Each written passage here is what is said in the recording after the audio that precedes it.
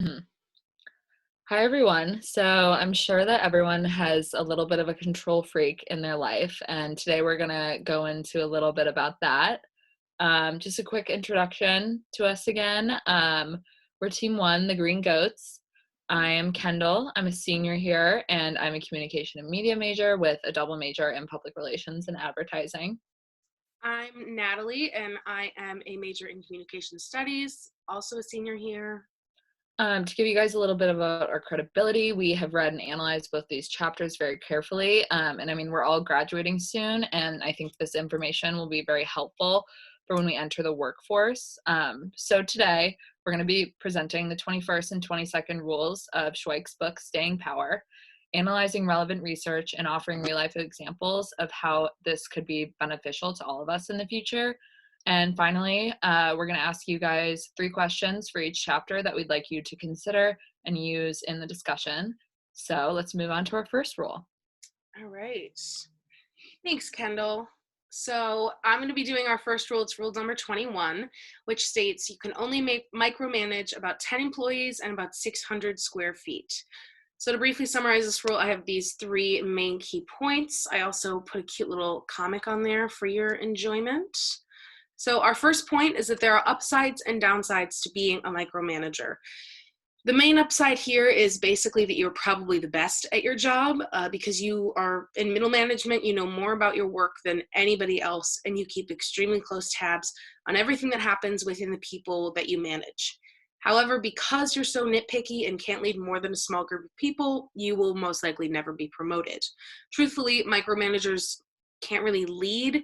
They can really only nitpick and keep tabs on 10 people at the most. The best position for these types of people, of course, is managing a supply closet, honestly. So most likely your bosses will never move you up for that reason. Um, so yeah, those are the upsides and downsides. Our second point that Schweich mentions is that it's the people who make management easier, honestly. Um, so basically, the people who you hire shape your ability to let go of the reins as you move up in the organization. It's essential as an invincible executive to learn that when you gain status, you also must lose some control over what happens underneath you. That's just part of moving up in organizations. So your main focus with this rule is to focus on hiring the right people for each position so you can let go little by little. The invincible executive will also look at concrete and abstract characteristics of potential hires. For instance, you're not going to want to look at just whether or not the person is competent enough, to do the work that you're asking them to do, but you also want to consider how they're going to work with the other people in the organization. Like, are they people who get along with others well, who work well with others? Because, you're going to want to spend most of your time trying to figure out big picture things and not have to keep checking in on whether or not your employees get along. So a lot of times upper management will spend most of their time choosing the right people for the organization rather than managing projects, because when they choose the right employees, they won't really need to get as much, in the weeds of the work that they're doing. So there's that point. And then the third point was actually like an interesting analogy that Schweich brought up. It was a sports analogy, which I am, have very little experience with, but it was interesting to hear his perspective on that. So he really illustrated the power of management with an example from baseball.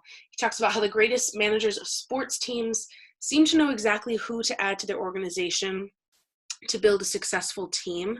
And it's not really based solely on a player's ability to play the game well, which I never thought about. So we talked about a baseball player who was objectively good, like he had good stats, a good record, but he was struggling under his current organization, and that was when he decided to pick him up. And with the right manager and the right team in the right city, he actually flourished, basically. His record got a lot better, and he became kind of like an anchor for the whole team. He became one of their main players, one of their main stars. So I thought that was interesting to think about. It's really all about finding the right team, essentially. And then essentially this rule will really point out how many issues there are with being a micromanager and how it can hinder you unless you're comfortable remaining on the middle or bottom rungs of an organization.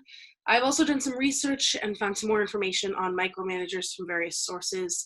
So the first source is Paycor, and they listed out pros and cons of working for micromanagers. they're basically like a hiring recruiting service, so they know a little bit about that. And as you can imagine with this article, the pros or the cons heavily outweighed the pros here. While the pros, include outcomes like, oh, you get a manager who cares about the work and knows all these people. The cons show really terrible results like wasted time, employee resentment, unhealthy levels of anxiety, and that really affects everyone involved. So it's much better, according to Paycor, to hire people who don't need to be micromanaged so you can avoid micromanaging them, basically.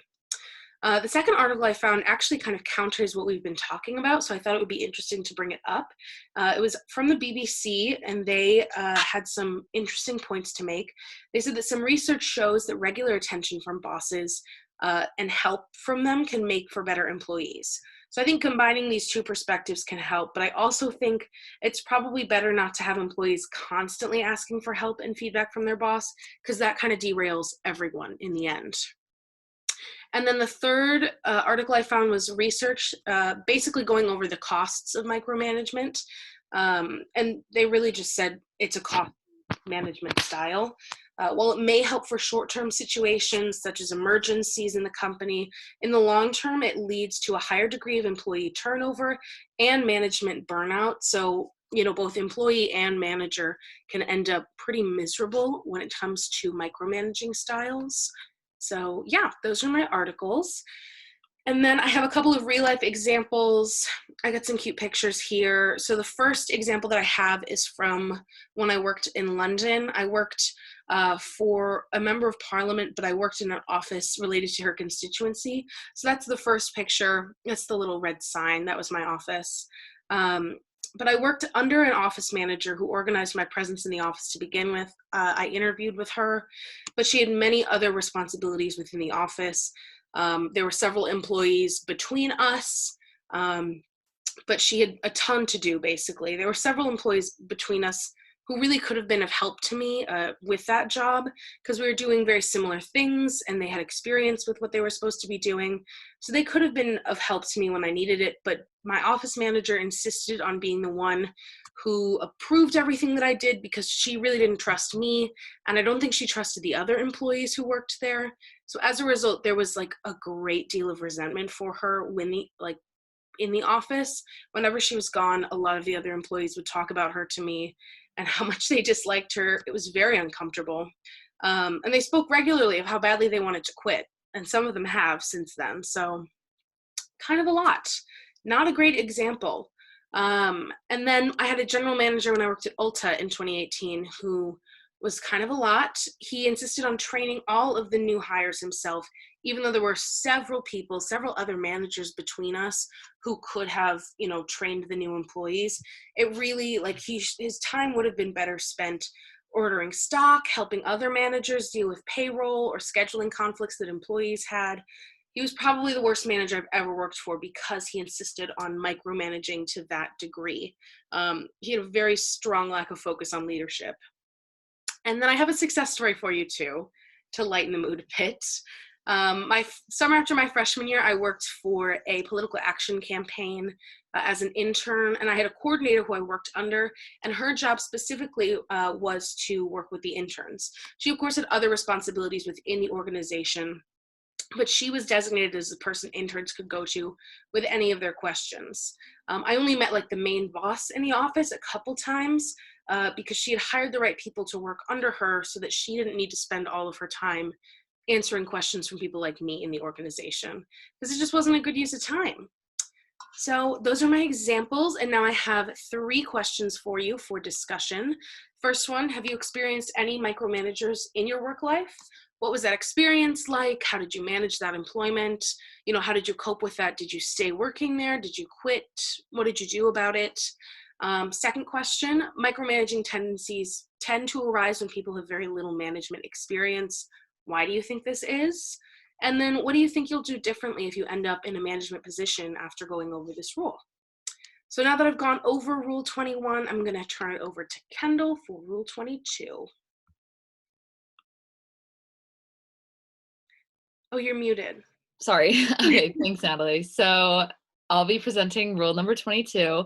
The invincible executive delves into specific problems at great depth. So to give you guys a quick summary of like what this chapter is all about, I've broken it down into several main points.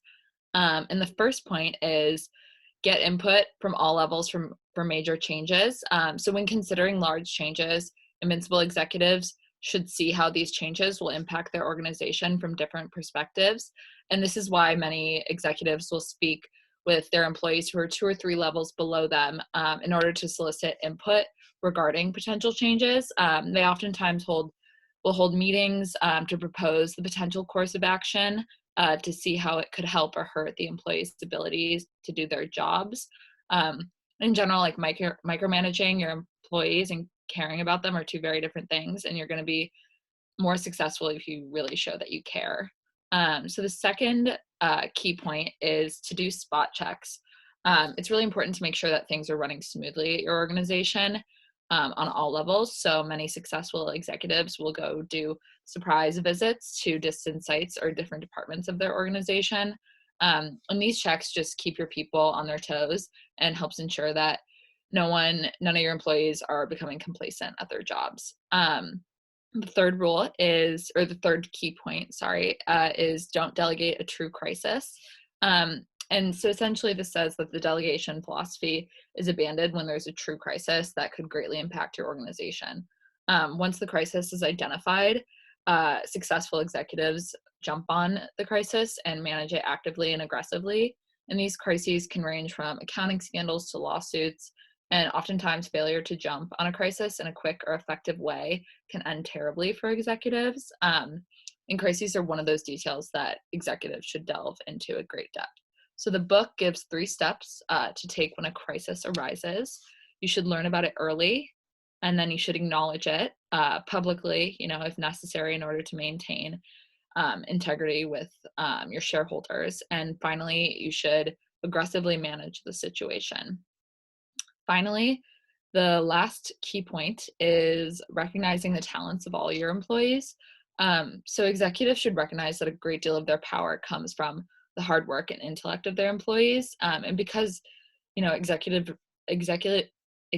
excuse me, rely on the support of their employees so much, it's really crucial to communicate with them properly. So you should really connect with your employees and recognize their successes. So overall, successful CEOs do try to avoid being labeled as micromanagers, but they also don't focus only on the big picture. They're not hands off. It's really important to figure out which details are um, worth it to go into at great depth and need to be understood. And it's also important for executives to loosen their reins, but make sure that they don't lose control and support of their employees. This way, when a crisis or important detail does arise, they can hunker down and find a solution to it. And no matter how large or small the company is, that sweet spot between micromanaging and being a hands-off executive will lead you to success. So in addition to this analysis, I've done some research regarding this rule. I found 3 sources that I'm going to talk about. And the first source is from Arizona State University. And it talks about how a leader who is too hands-off can actually derail employees. Many leaders believe that the hands-off approach or only being supportive when necessary is the best approach to leadership. With proper communication, you have the opportunity to provide feedback to your employees. And that's a key aspect of leadership. Essentially, this article just reaffirms that staying connected with your employees on every level will allow for your people to give you the best professional performance possible. So the second source I found is from Fast Company, and it kind of just compares and contrasts micromanaging and hands-off leadership. So this article mainly talks about how hands-off leadership could end up hurting employees more than micromanaging could. And like I mentioned before, it's just really crucial to find that sweet spot between the two. In the article, there's one quote that stood out to me. It says, as a leader, you need to find the balance between the 2 extremes.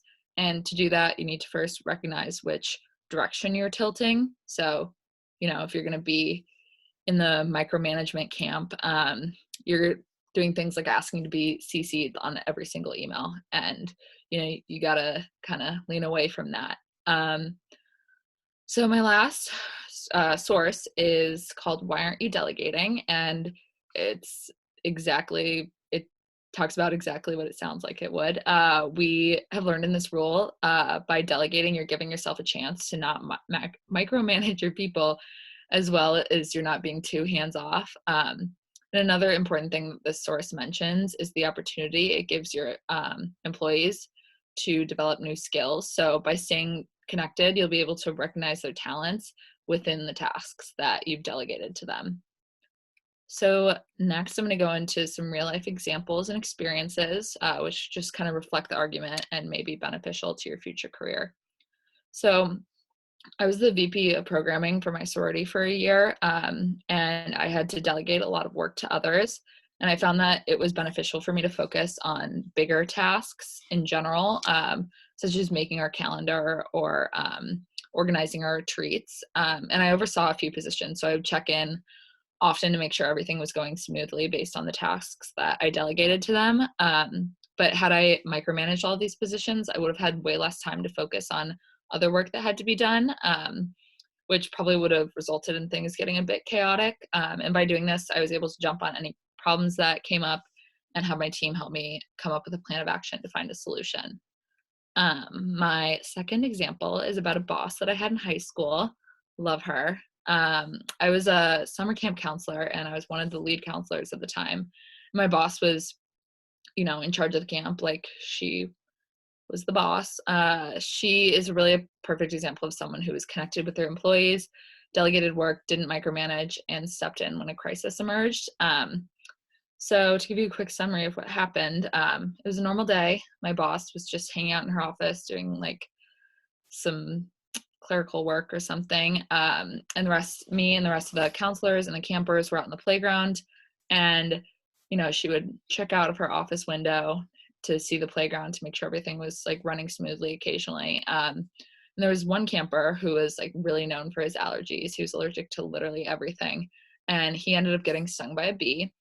And my boss ended up like seeing what was going on, and she ran out and she luckily had a plan of action and she delegated tasks. So some of the counselors would help take care of the child, and then the other counselors were given the task to like watch the other campers. Um, and by the end of the day, the camper's parents called and they let us know that he was okay. He was doing fine. And the rest of the kids like barely even noticed that anything had happened. And my final example is something that I'm sure everyone has, experienced: group projects. This rule can apply to an academic setting. I've personally been in several group projects where there's one person micromanaging everything, which just makes the experience a lot harder. So when tasks are delegated throughout group members, and there's proper communication between the group, you're able to work together to find solutions to every problem that may arise. And in general, the whole process just tends to go a lot more smoothly. And in my experience, this tactic tends to lead to the most successful projects and assignments. So finally, I have 3 questions for discussion. Number 1 is, have you had to delegate responsibilities before? If so, which tactics did you use to do so? Number 2, have you ever experienced a crisis in the workplace? How was it handled? And number 3, do you agree with this rule in general? Why or why not? Okay, so that is actually all we have for you today. It's just about it. So in conclusion, Kendall and I summed up rules 21 and 22 from Staying Power by Thomas Schweich. We analyzed them according to the research that we did. We gave you some real life examples to illustrate it. And we also explained how this information is most likely going to be used all the time in your future career. So we have those 6 questions that we'd like you to answer in this week's discussion. You can find those questions in our initial discussion post. But yeah, we hope that you found this information we presented with you to be valuable and consider it, once you graduate and move on to the workforce. So thanks for listening. Stay safe, y'all. All that jazz. And that's all.